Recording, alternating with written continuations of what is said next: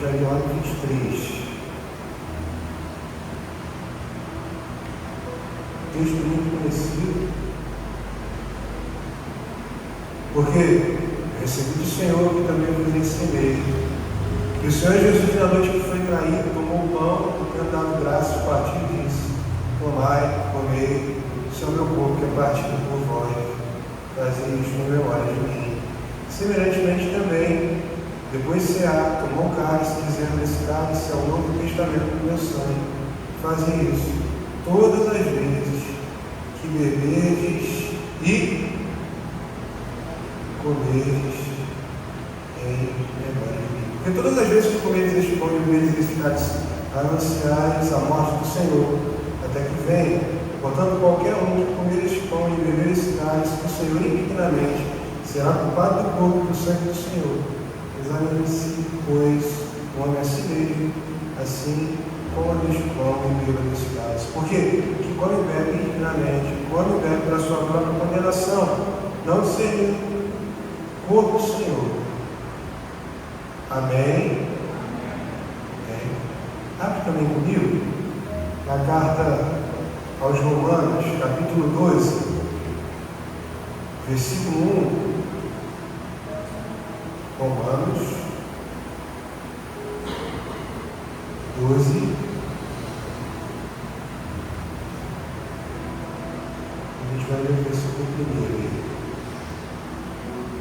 Rogo-vos, pois, irmãos, pela compaixão de Deus, que apresenteis os vossos corpos em sacrifício vivo, santo e agradável a Deus, que é o vosso culto. Culto que é racional. Feche seus olhos, Pai. Eu quero te dar graças por tudo que o Senhor tem movido nos nossos corações nessa manhã. Foi que a tua palavra nos confronte, nos gere desconforto e nos encaminhe, Senhor, alinhando o desejo do teu coração para as nossas vidas. Te agradecemos em nome de Jesus. Você pode dizer amém? Amém. Amém por isso. Glória a Deus. Irmãos, todo domingo de ceia fosse um chamado ao centro. A ceia ela não foi instituída para ser apenas um momento normal no culto, um momento bonito. Nem tampouco um ato aí automático, como se fosse uma liturgia. A ceia, na verdade, é um espelho espiritual. Paulo diz assim, ó: examine-se, pois, o homem o quê? A si mesmo. Ou seja, a ceia, ela nos obriga a olhar para dentro, gente. A ceia, ela nos obriga a olhar para dentro da nossa fé.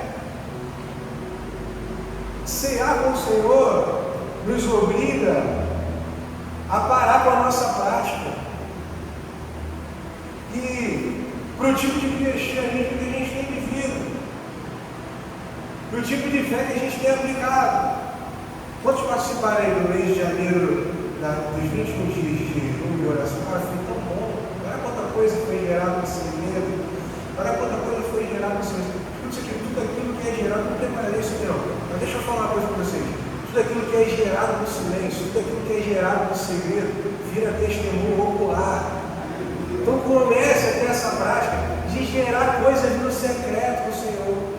Porque o que é gerado no secreto vira testemunho para toda a congregação. Amém? Não sei porque eu disse isso não, mas guarde isso aí também, seja para alguém. E a grande pergunta do nosso dia é assim, ó: será que a gente está vivendo esse evangelho? Será que a gente está vivendo o cristianismo ou apenas a cristandade adaptada pelo mundo? A gente precisa se perguntar isso. Tem tempo que eu não falo sobre isso, eu gosto, você sabe que eu gosto. Cristandade é quando o nome de Cristo permanece, mas a mente já foi sequestrada pelo mundo, pela cultura. E a ceia, esse momento de domingo, vem exatamente para nos despertar. A ceia nos convida a voltar para uma adoração, não emocional somente, mas uma adoração racional, consciente, profunda. E o que torna a adoração no estilo príncipe espiritual de vida, é porque a adoração gera na gente transformação. E com isso você sabe que eu separei alguns pontos aqui para a nossa semana, para que a gente medite e a gente viva a bondade do Senhor sobre os nossos dias de fevereiro. Amém? Amém. Glória a Deus. O primeiro deles é: cristandade não é o mesmo que cristianismo. Você sabia disso? Cristandade não é a mesma coisa que cristianismo. Viver cristandade é como se fosse usar a linguagem do Evangelho sem viver o poder do Evangelho. Vou repetir: cristandade é como se você usasse a linguagem do Evangelho sem viver o poder do Evangelho. Eu vou perguntar aqui, ele chega assim pensando: quantas pessoas você conhece e fala assim, fala varão, a paz, aleluia, incrível, magnífico? Quantos você já conheceu assim? Aleluia, cheio de linguajar, religioso. E aí quando o cara está em casa, você tem a oportunidade de visitar ele, vê um palavrão, aí você como sujo, aí vê outro palavrão, meu Deus, o que é isso? Ué, eu estou errado, não sei que estilo de vida é esse que eu estou vivendo. Por quê? É um camarada que está acostumado a viver a cristandade. Cristandade é viver a linguagem do Evangelho, mas sem o poder do Evangelho, porque só o poder do Evangelho é capaz de gerar em nós transformações verdadeiras. É ter uma identidade religiosa sem uma transformação interior. Isso é viver cristandade. A famosa palavra que define isso, você já está cansado de ouvir: hipocrisia. Hoje, muitos negam a Jesus. Outros, muitos, tantos, talvez a maioria, não o negam, mas o reduzem. Reduzem o Evangelho a uma experiência domingueira. Reduzem a cruz apenas um símbolo para colocar no meio do peito. Reduzem a ceia, nesse momento maravilhoso, como se fosse um ritual. A ceia que Jesus instituiu era um chamado à morte do velho homem. Mas a cristandade, ela tenta celebrar a ceia sem crucificar o ego, sem crucificar quem nós somos. Adaptou-se e diz assim, um cristão que não vive de forma diferente do mundo, provavelmente está sendo alimentado por um evangelho diferente. Isso precisa contrastar em nós. Porque essa frase faz menção à aparência, sem essência. Quando o evangelho é verdadeiro, ele produz o que, irmão? Uma ruptura interior. É devastador. E se não há diferença entre o que cremos e o que vivemos, então o problema não é mais o mundo. O problema agora se tornou a nossa fé, que além de ser falsa, também é uma fé iludida. Que tipo de evangelho é? Ponto 2. O mundo ele não entrou na igreja de uma vez. O mundo ele entrou na igreja,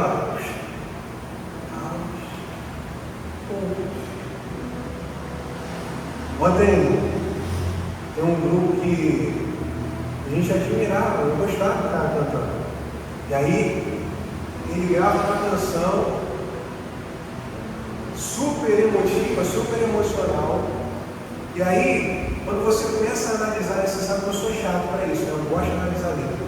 Você comecei a analisar a letra um ponto de macumba dentro da igreja, enaltecendo espíritos de entidades, na cara de pau, seu Zé, Maria com a sua saia, e a igreja louvando.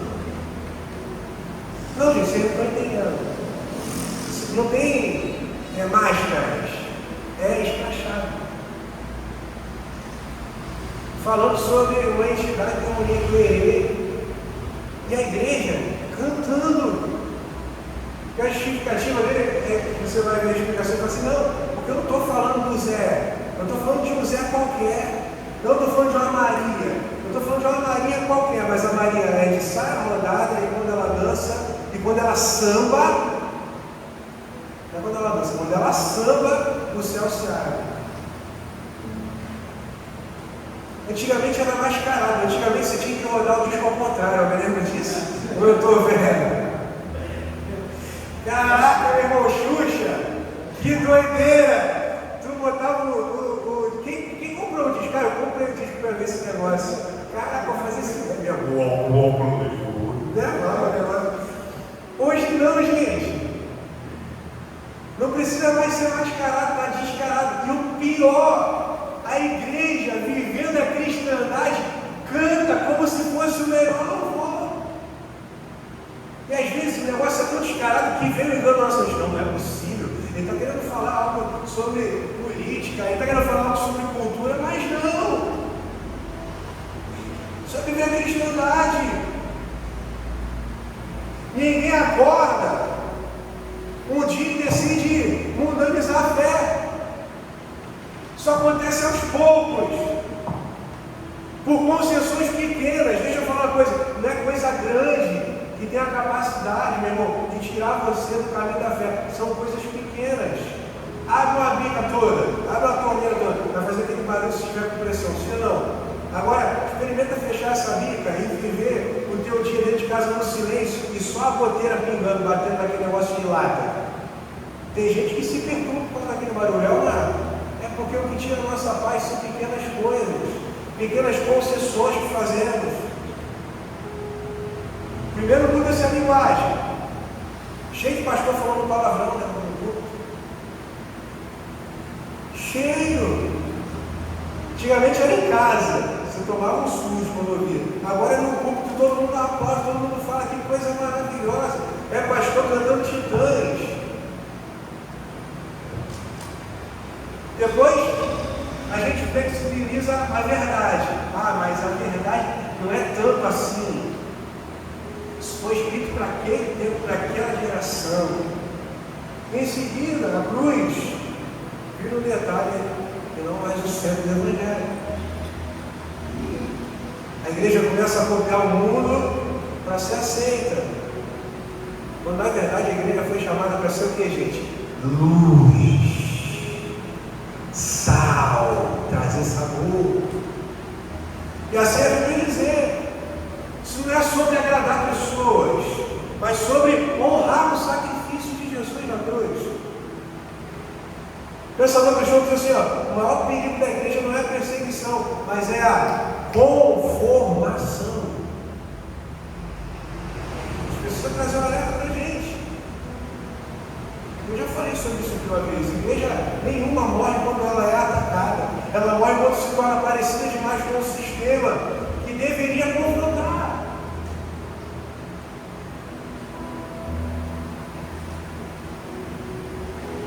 Ceia, no nosso domingo, é um antídoto contra essa transformação. Conformação.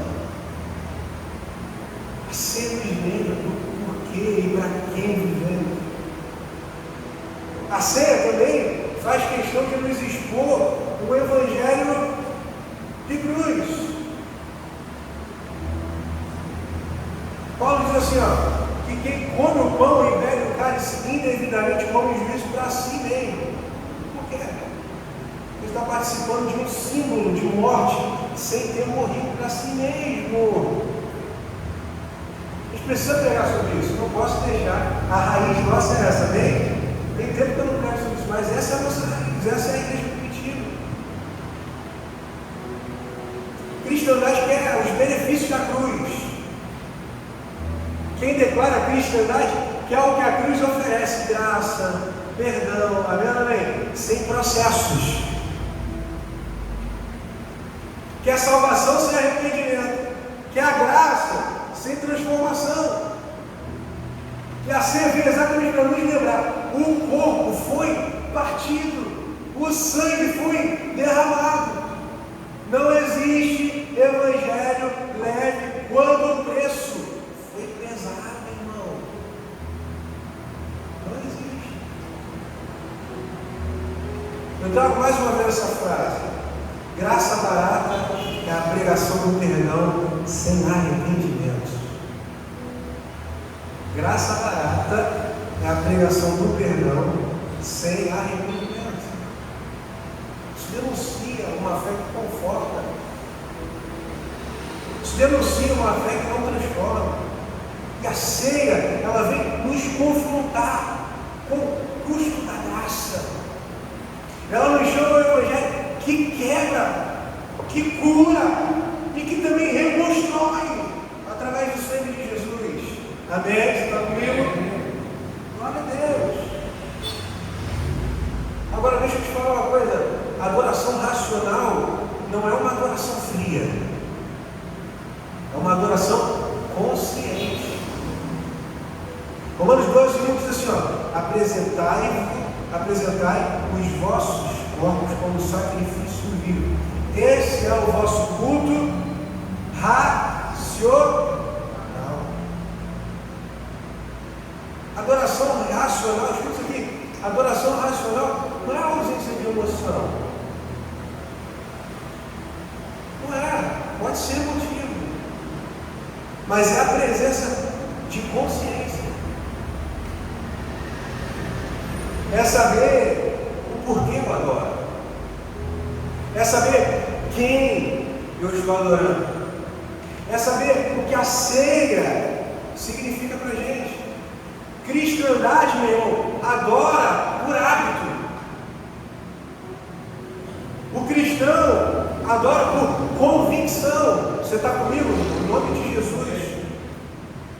Eu não adoro por hábito. Eu adoro pela convicção de que Deus, em seu infinito amor, mandou o seu único filho para que morresse no meu lugar, recebesse o castigo que era meu, a condenação que era minha, e foi posta sobre ele. Aí vem Deus e fala assim: Deus não quer mera emoção religiosa, mas uma entrega real, da vontade. Ele lembra que o culto que agrada a Deus não é apenas o culto que te faz sentir, que move você. O culto que agrada a Deus é aquele que move você a ponto de você sair daqui querendo mudar. Transformação. A adoração racional é quando a mente, o coração e a vida se alinham com a cruz. Isso é adoração racional. Eu não pratico as mesmas coisas que eu praticava antes de ser alcançado pela graça do Senhor Jesus. Quinto ponto: a ceia ela nos chama a discernir o corpo. O Senhor é bom?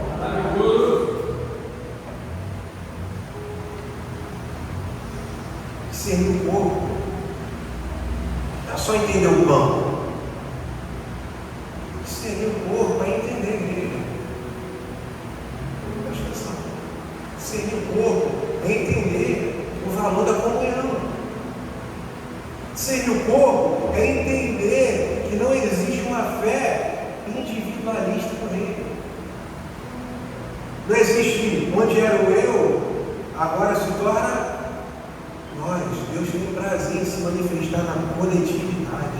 Ah, meu irmão, dá um amém aí por isso aí. Fala alguma coisa em nome de Jesus. Porque a influência do mundo gera consumidores de culto. E a ceia, quando fazemos isso, não por hábito, mas por temor, por entender o que Cristo nos ensinou, isso se transforma e forma uma família espiritual. Agostinho de Hipona diz assim: não se pode ter Deus como Pai sem ter a igreja como mãe. Isso precisa ensinar a gente que fé, irmão, é comunitária, ela anda e se move em comunidade. A ceia nos tira do isolamento e nos coloca dentro da aliança. Enquanto a cristandade divide, o Evangelho ele une.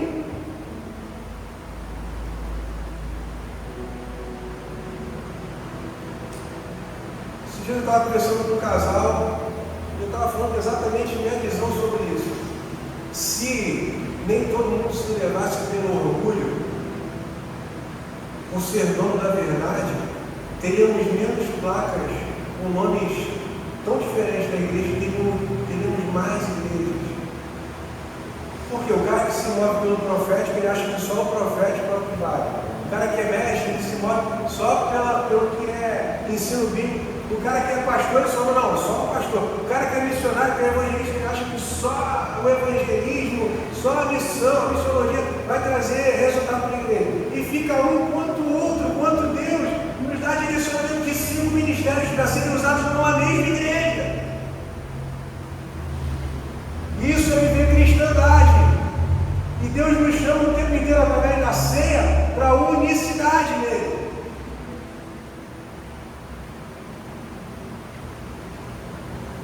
A ceia, ela declara assim, não somos mais desse mundo.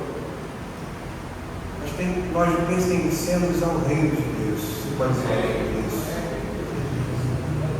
O pensador cristão diz assim, uma igreja que não confronta o pecado já fez aliança com ele. Essa é a igreja.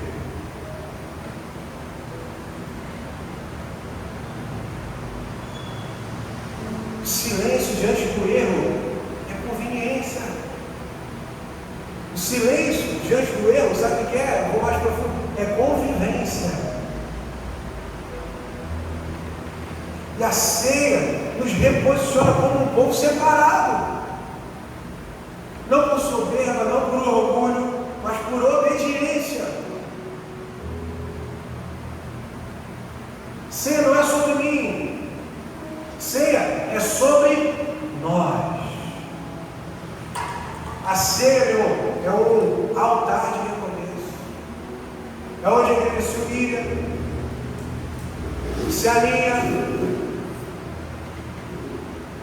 É onde a gente tem a oportunidade de dizer, Senhor, por favor, devolve-nos a tua essência, devolve-nos. John Edwards diz assim, avivamento começa quando o povo de Deus leva a Deus a sério. Avivamento começa quando o povo de Deus leva Deus a sério. Deixa eu te falar uma coisa, avivamento não é barulho. Avivamento não é línguas estranhas.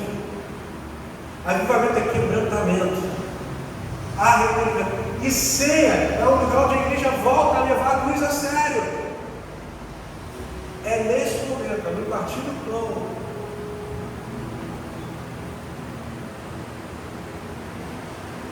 E o caminho para o final dizendo para você que Deus não nos chamou para essa fé moderna. O que Deus nos chama é para uma fé que é viva, eficaz. E a ceia nos convida a uma decisão.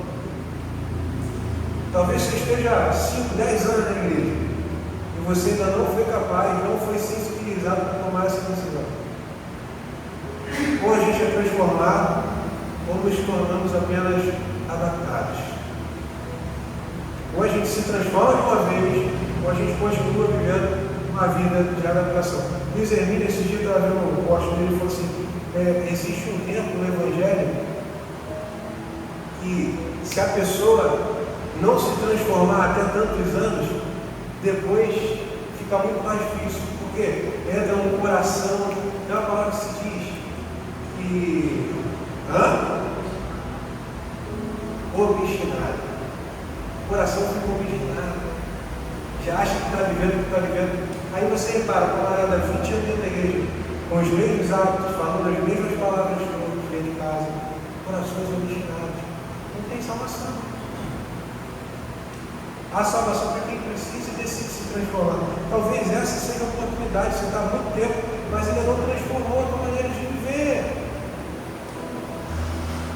Se adaptou à liturgia cultural. Charles Spurgeon diz assim, cristianismo sem cruz é evangelho sem poder. E quem não vive o poder do evangelho, nega, aí a Bíblia fala, nega a eficácia dele. Poder, irmão, não é se mover. fazer muito escândalo. O maior milagre que você pode experimentar da parte de Deus, sabe o que é? Transformação de caráter. Sem cruz não há vida. Sem a cruz não tem glória, sem a cruz não tem transformação. E hoje a ceia nos chama de volta. De volta à cruz, de volta à essência, de volta à adoração racional. 1 Coríntios diz: examine-se, pois, o homem a si.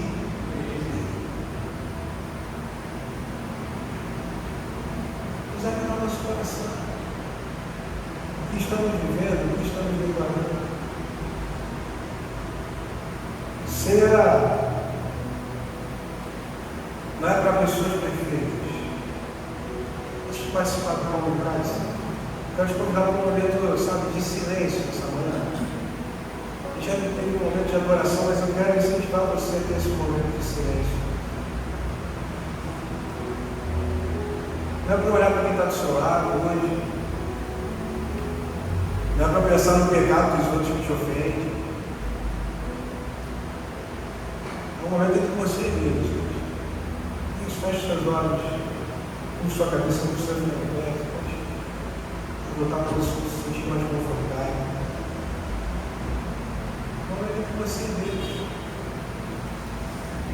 Eu repito, ceia não é para perfeitos. Ceia é para quem tem coração sincero. Ceia é para quem tem a capacidade de colocar as falhas diante desse Deus maravilhoso.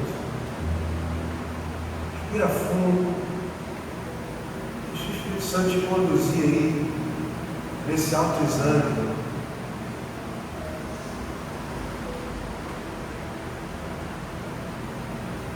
Pergunte a si mesmo, assim, diante de Deus, sabe? Se eu estou vivendo esse evangelho, eu estou apenas frequentando a igreja. A fé tem transformado os meus valores, ou eu tenho adaptado a minha fé aos meus desejos? Tenho carregado a cruz no dia a dia? Ou eu tenho buscado um cristianismo que não me custa nada? Você precisa se perguntar. Silencie o seu coração por alguns segundos e deixa Deus te mostrar essa verdade.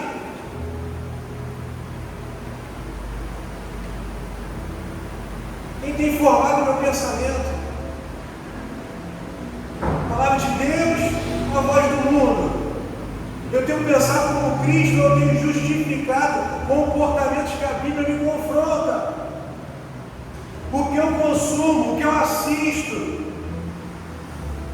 ouço, alimento, me aproxima de Deus. E para aos poucos, endurecendo a minha consciência. É somente o Senhor agora, em nome de Jesus. Lisas gravadas, guardadas, falta de perdão, orgulho, inveja, ressentimentos. Você precisa se perguntar, hein? Eu tenho amado pessoas ou eu tenho apenas tolerado algumas? A ceia nos chama de discernir o corpo. Se há algo contra alguém, coloque isso diante de Deus agora, nesse momento. Aproveite esse tempo. Não justifique, não se defenda. Apenas confesse diante de Deus. Pergunte ao Senhor aí. Meu cristianismo, ele é visível fora da igreja? Em casa, no trabalho, na rua, eu honro o nome de Cristo? A gente precisa se questionar isso. Minha vida, o estilo de vida que eu levo lá fora, adora a Deus? Ou a minha adoração fica só na canção? Eu tenho vivido a adoração racional, ou as minhas escolhas representam as minhas atitudes?